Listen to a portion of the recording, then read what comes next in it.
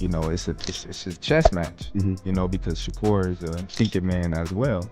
So it's definitely a chess match, and that's something that, you know, I love, he loves, because now we gotta be creative.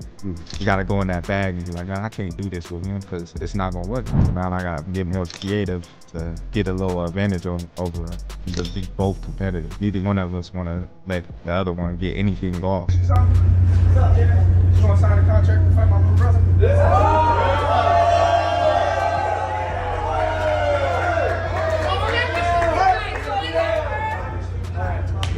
Everyone saw Terence Crawford interrupt the press conference, grab the microphone, and tell Teofimo Lopez that Shakur Stevenson would break him down easily. To casual fans, it looked like pure confidence. The pound-for-pound king stepping in to defend his close friend. People close to the situation say the truth is very different. What's happening behind the scenes At first glance, for me, it seemed like this was not going to be a very good fight, that it was a fight that had a real chance to be a snoozer because of the way both of these guys fight. But during my live stream, I got some information. I won't say information inside because it was on a live stream about Teofimo Lopez that I found very interesting and may make the fight a lot more exciting, because there's two things about Teofimo Lopez that Shakur Stevenson really has to worry about. According to sources, everything changed when Crawford watched leaked footage of Teofimo's private sparring. The mood behind closed doors shifted instantly. Crawford reportedly went silent, staring at the screen, and said, "I've never seen him look this scary." While fans see Crawford acting confident in public, the reality may be that he's worried Shakur is walking into a trap. This isn't the Teofimo fans are used to. The turning point didn't happen at a press conference or on social media. It happened in the gym. Tim Bradley said that he feels like Shakur Stevenson can hurt you. Not necessarily with power, but by frustrating you, controlling the distance, nullifying your offense, just making you look bad. He said that he feels like Shakur has superior boxing IQ compared to you. That's cool. That's his opinion. That's cool. Everybody has an opinion like an asshole. You know? So, I swear I wish I could be like you. I swear I wish I could be like you too. What's that? Just be like, they say whatever, it's fine. I'd be like, say what? He also said don't run from Shakur. Yeah. I mean, hey, I put on boxing shoes, not track shoes. So yeah, just I'm excited for it all. One insider said Crawford kept shaking his head, amazed by Teofimo's hand speed. Not just fast, crazy fast. Teofimo was moving like a lightweight but hitting with the power of a welterweight. And the concern isn't only physical. Crawford realized Teofimo isn't training for a normal boxing match. He's training to dominate. After watching the footage, Crawford reportedly pulled Shakur aside and gave him a serious warning. This guy is a beast right now. If we don't match his energy... Teofimo Lopez is a bit of an enigma when you see him in a boxing ring. He is somebody that is very, very athletic, somebody that is very, very highly skilled, but his mindset is not always as consistent as you would want it to be. And his performances are not as consistent as you would want them to be. When he fought against Vasily Lomachenko, he looked like a very tremendous fighter against Vasily Lomachenko. I think he won that fight, looked very good, all of the above. But then you see him come back against George Kambosos, and it's like a totally different fighter. He winds up getting beat by George Kambosos, goes up to 140 pounds. Then he gets a shot with Josh Taylor, who was a former undisputed champion, but really still considered the man at that division. And then he goes about completely dominating and outclassing Josh Taylor, who many people believe was a pound-for-pound top fighter. But then he comes back and he fights guys like Jermaine Ortiz, and he fights guys like Sandor Martin, and they just look like fights that he underwhelmed, and he fought to the level of his competition. So with Teofimo Lopez, that's what I always worry about. And don't worry about his talent or his skill or his ability. I always wonder whether or not what level he's going to fight at, and whether it's just going to be right about the level of the guy he's fighting. And as a result, the fight's going to be close. And Crawford knows better than anyone that an emotional Shakur is a vulnerable Shakur. Stepping in, he wasn't just being a loyal friend. He was trying to keep Shakur focused and calm. Crawford understands that if Teofimo turns this into a wild brawl, the speed and power he saw on those tapes could end the fight early. His intervention wasn't about disrespecting Teofimo. It was about stopping Shakur from falling into the exact mental trap Teofimo was trying to set. Shakur may have never faced before.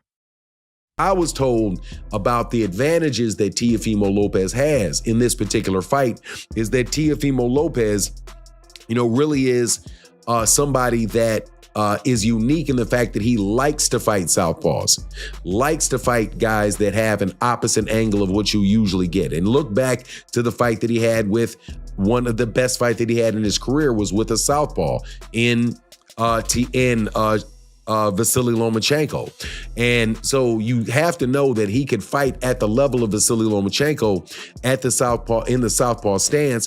You have to say, okay, well, man, what is that going to mean for the Shakur Stevenson fight? Not that Shakur Stevenson and Vasily Lomachenko fight a lot at all, alike